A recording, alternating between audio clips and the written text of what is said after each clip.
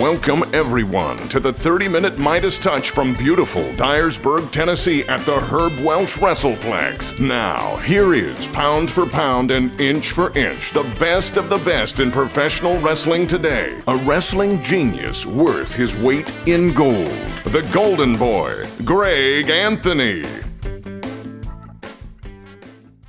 Welcome one and all to the 10th edition, the 10th episode of the 30-minute Midas Touch. I am your host, the Golden Boy, Greg Anthony.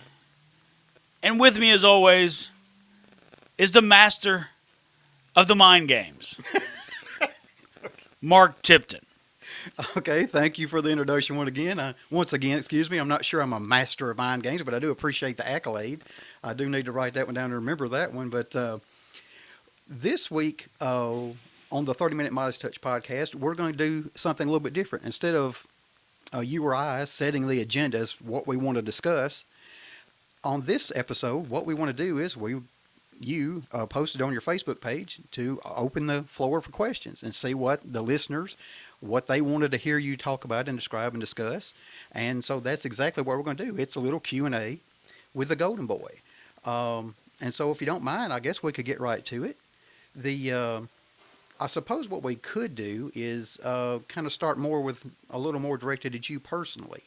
One of the questions we got was about you winning the NWA National Heavyweight Championship and what that meant to you and meant to your career, among other things. That seemed like a good place to start. Sure. Obviously that was one of the big highlights of my career. You know, when you talk about the NWA National Heavyweight title, you talk about Tully Blanchard, and you talk about my all-time favorite masked wrestler, the Masked Superstar. You talk about Tommy Rich, Paul Orndorff, and so many great names are associated with that championship. And for me to be, on that list is obviously a huge accolade for me. And not only be on that list, but I'm a three-time champion as well, so that kind of puts me near the front of the pack on some of that stuff. So obviously the NWA national title isn't what it was in the 80s and things like that, but it's still a huge deal. And it meant a lot to me to be a part of it. And the main thing is, like, the NWA national title, when I won it, was almost cursed for a couple years, because it was like someone would win it and then they would get injured. And then they would put it on someone else, and that person got injured. And it literally was one of those things where even when they were talking about putting it on somebody so I could win it for the first time, the somebody that we were going to put it on for me to get it got injured. You know what I mean? So it became this huge thing of, it was almost, like I said, it was almost cursed. So my goal when I became the national champion was to break that curse. You know what I mean? So I was very proud that I was able to be the national champion. I think I did a really good job with it, and that was a really good question. All right, certainly. Along those lines, the secondary part of that question was they wanted you to discuss your time with the Empire and what that meant to you.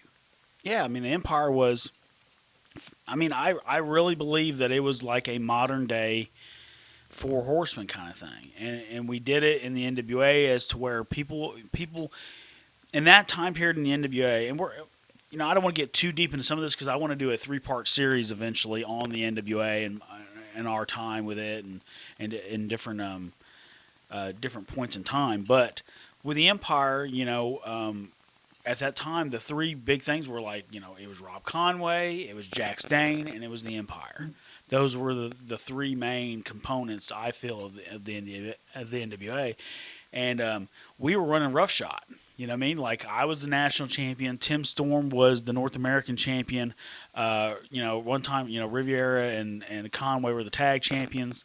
And then Steve Anthony was the junior heavyweight champion at one point. So we were going. You know what I mean? So, and when people knew who we were and knew what we were about, and, it definitely transcended, I think, what we were doing. All right, certainly. Very, very interesting to hear you talk about that aspect of your career. Another, directed at you personally, was a question was asked about your time in Houston. Houston came up. There were mentions of Lone Star, and a gentleman by the name of Paul Bosch. Would you like to talk about that, expand upon that? Yeah, sure.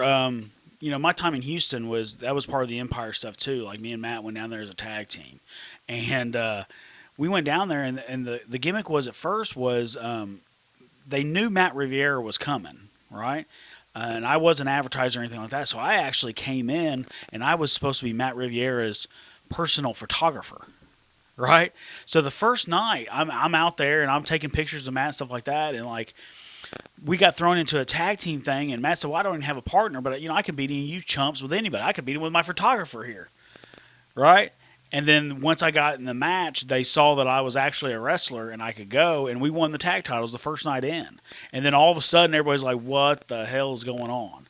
Right? The first night we were there, we're cutting a promo after that match, after winning the tag team titles, and a girl in the front row got so mad she threw a full Coke can at us and missed us by millimeters, and like was screaming and cussing and stuff like that. Had me carried out by security and her dad.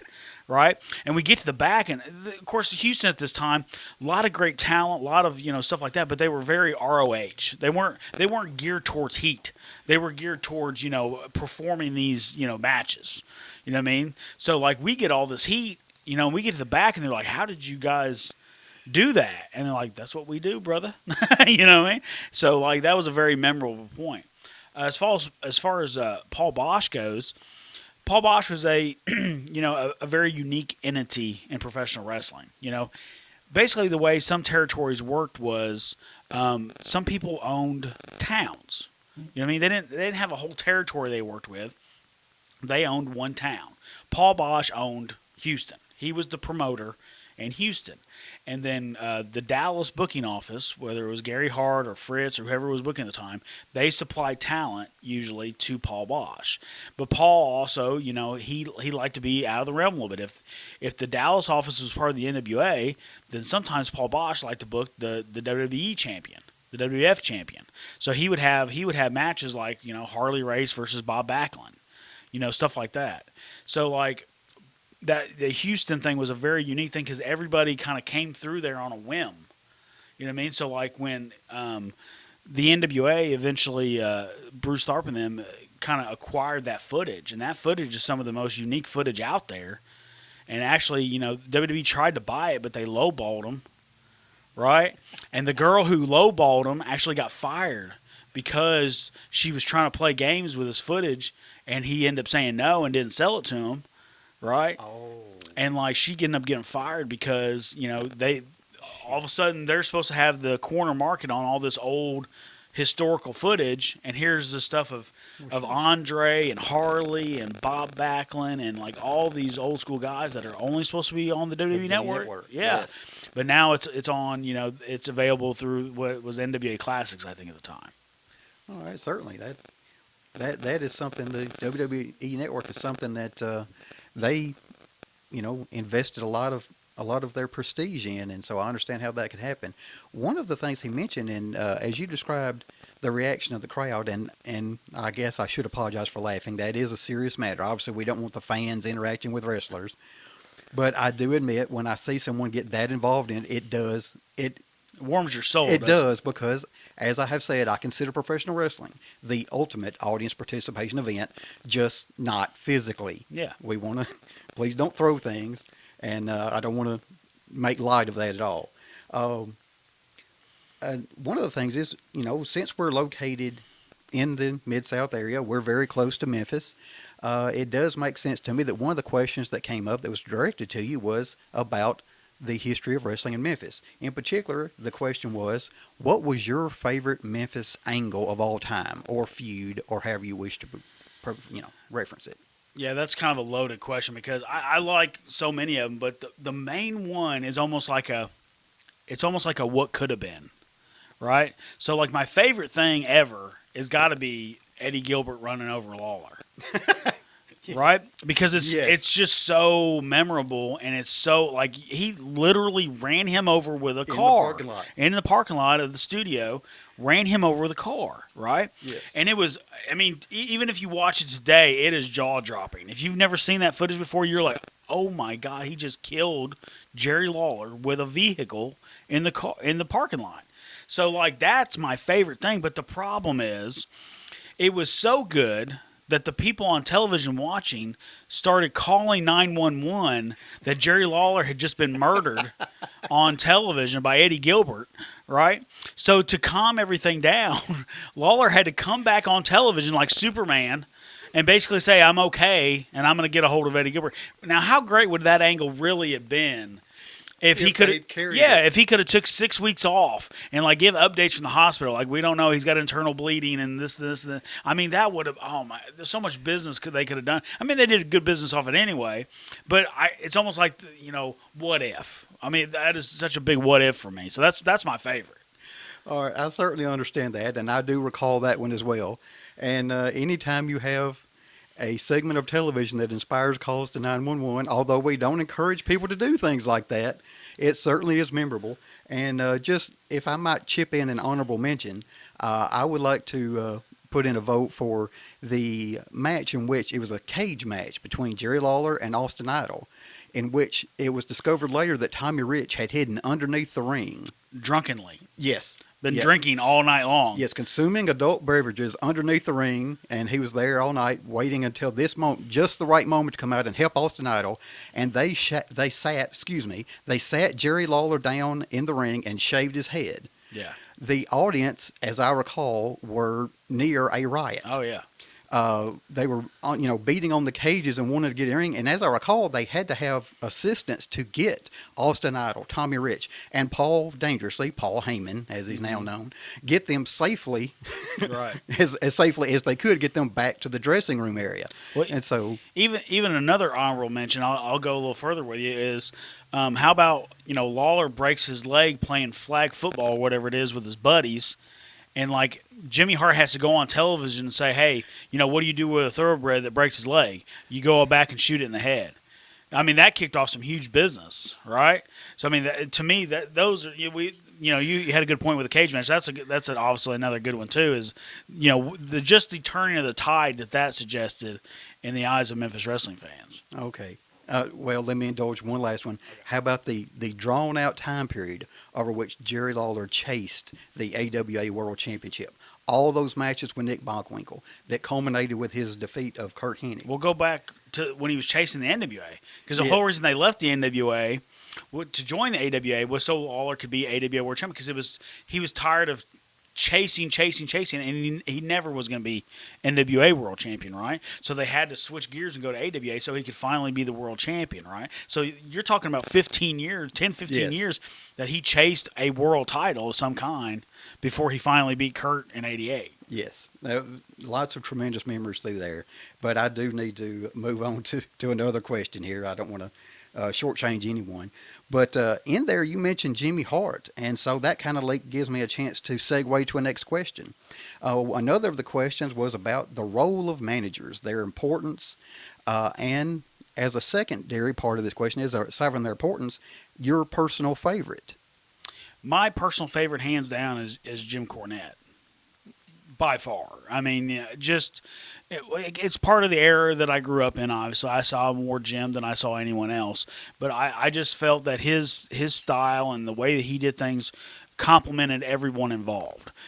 Bobby Heenan, a lot of people say Bobby Heenan's the greatest of all time, and I think Bobby Heenan's amazing as a manager.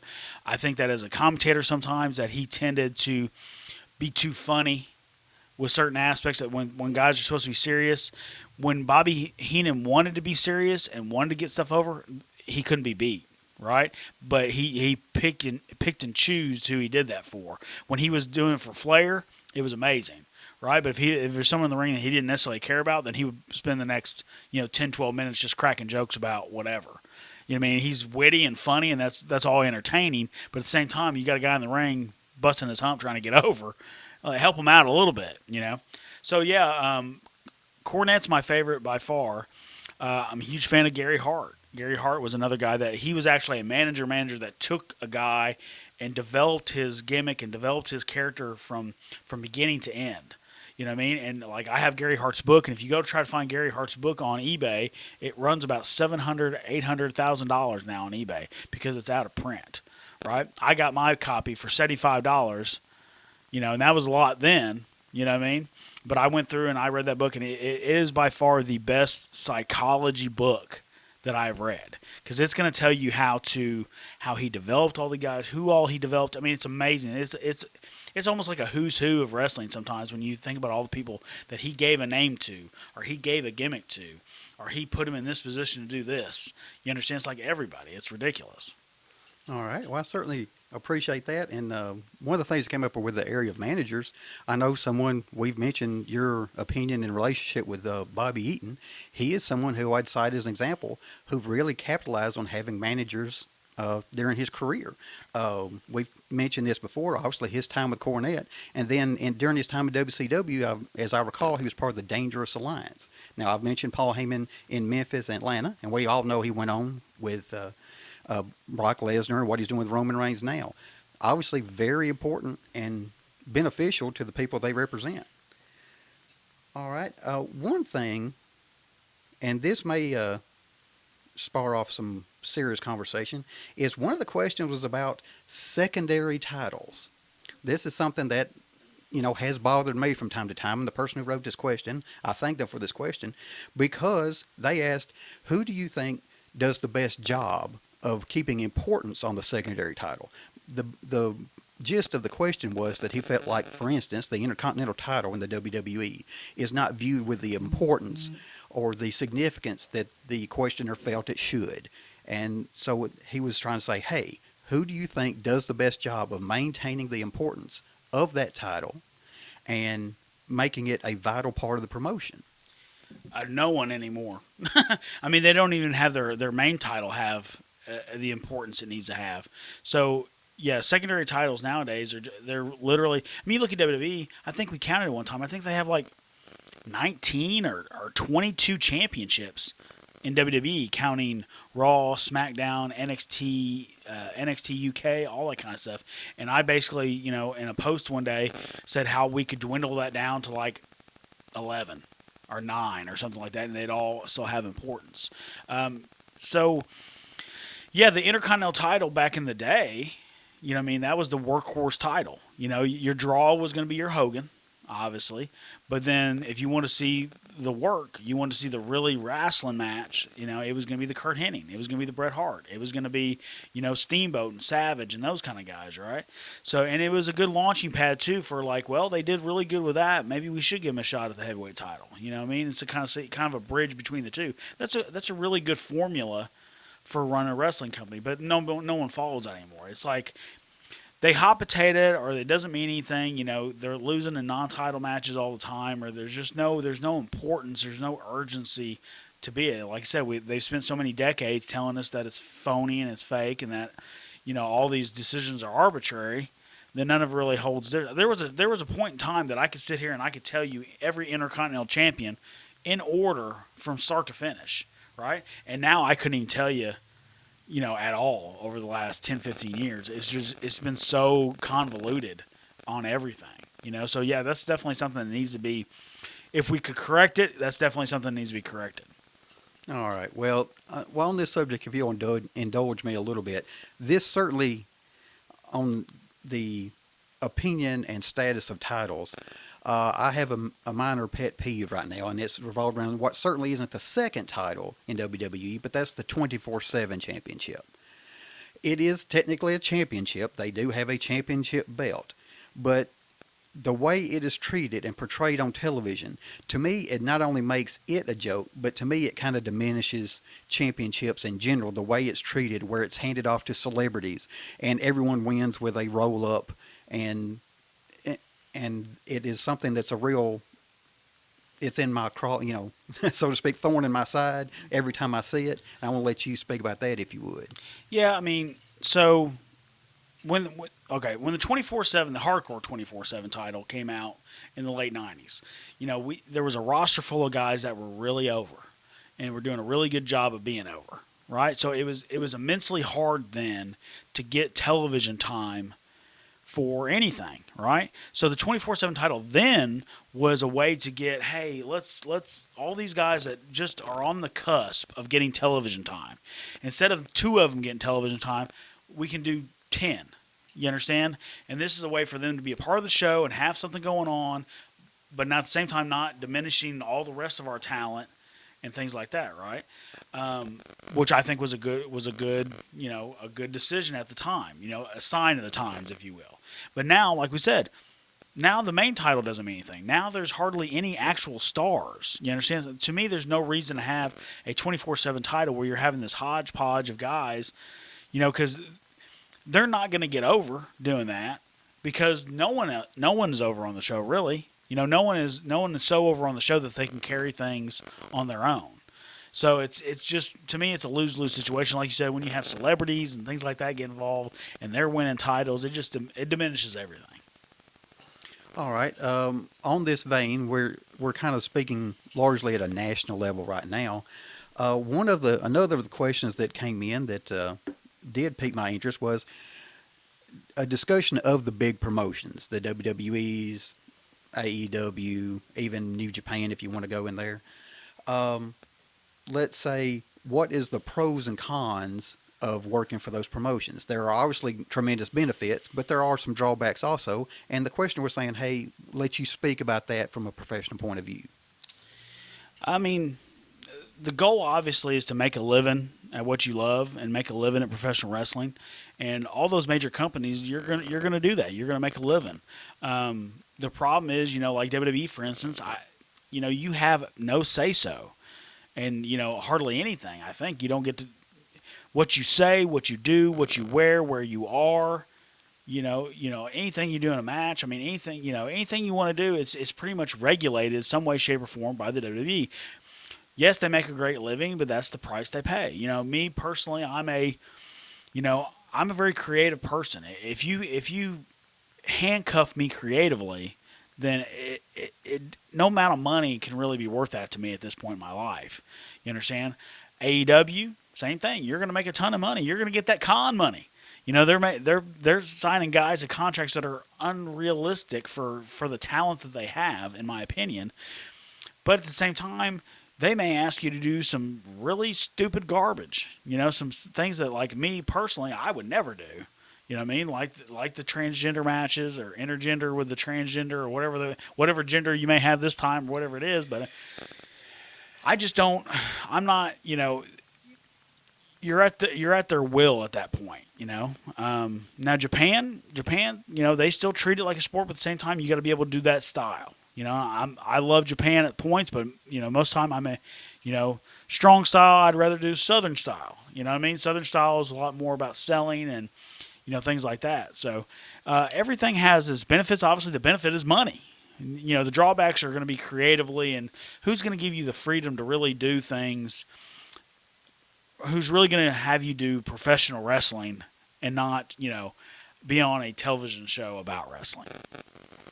Yeah, you mentioned the restrictions on the talent. That I know one of the recent controversies was there was a controversy about WWE talent doing some online gaming and outside things, and then placing restrictions on that, which were things that they were doing in their off time. But when you sign that contract with the company, they do exercise that level of control. I'd like to take this in a little more fun and positive, hypothetical perspective, so to speak. One of the next questions that really appealed to me was that hypothetically, if in your favorite match, if the roles of heel and babyface were reversed, would it still be your favorite match? And how would it be different technically? Of course, I have so many favorite matches, but let's pick. Let's go with Shawn Michaels versus Kurt Angle. At WrestleMania. Was it 22? Right? Is that what it was? I believe so. Or is it 21 or 22? Either way, one of those where they had the great match. Like I said, Kurt Angle versus HBK. Obviously, Shawn was babyface, Kurt was heel. But so if you switch those roles, heel Shawn Michaels versus babyface Kurt Angle would still be an amazing match. It would be completely different from what they did, but it would still be amazing. I'd almost venture to say it might even be better, just because Shawn was so good at being a heel sometimes. You know what I mean? You imagine him flopping and flying around for the belly to bellies and stuff like that as a heel. You know, Kurt making that realistic comeback that he makes. You know, so I think it'd still be a great match. It would be completely different than the one we got though. All right, that was certainly one that I thought was fun and interesting, and I'm sure someone on social media will correct us. I'm trying to remember when you mentioned that match. I'm wanting to say 21. I think it's 21, but I'm not. I've been hitting the head a lot of times too. So. But if we are wrong on that, certainly stand to be corrected. Here's another one along this same line. And I thought this was put in an interesting way. They said if you could get, in effect, a Money in the Bank briefcase, obviously a championship shot at your league, whenever you wanted it, but they made it all time in any promotion at any time in history, and they mentioned WWE, WCW, etc. and so forth. When or where would you like to cash that in to be a part of that, if hypothetically you could? Yes. Well, money-wise, obviously, you try to go, during Hulkamania, in WWF, money-wise, if I was chasing the money, right? For me, though, I was more of an NWA kind of guy. You know what I mean? Because I liked a lot of the realistic workhorses that they had there. And 1988 is my favorite year of all time. It is my favorite year for wrestling. It is my favorite year for movies, for music, for just about everything. 1988 is my favorite. So I would probably go early 1988, because they ended up selling to Turner at the end of 88 or early 89, I think. So, and that's kind of when things started going downhill. So I would cash in probably January of 88 and try to have the last run as NWA World Champion there. All right. Well, that's a very good answer. That's interesting. And I stand to be corrected again, but I think 88 may have been the year that Lawler won the AWA World Championship as well from Kurt Hennig. May 5th. Oh, very good. Thank you for bailing me out on that. And the a good sum-up question, and what is a very, very open-ended question that is, at this point, it's probably unfair to put to you with the limited time we have remaining. Who is the greatest professional wrestler of all time? Yeah, that's a tough question. You probably know this about me too. I've been a huge Ric Flair fan most of my life, right? So, woo, However, the thing is, you're never supposed to meet your idols, right? So we had Ric Flair booked in Arkansas. And the whole time we have him booked, I'm thinking to myself, please don't let Ric Flair be a dickhead.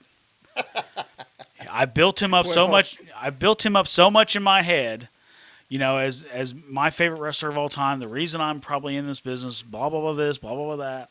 Please don't let him be a dickhead.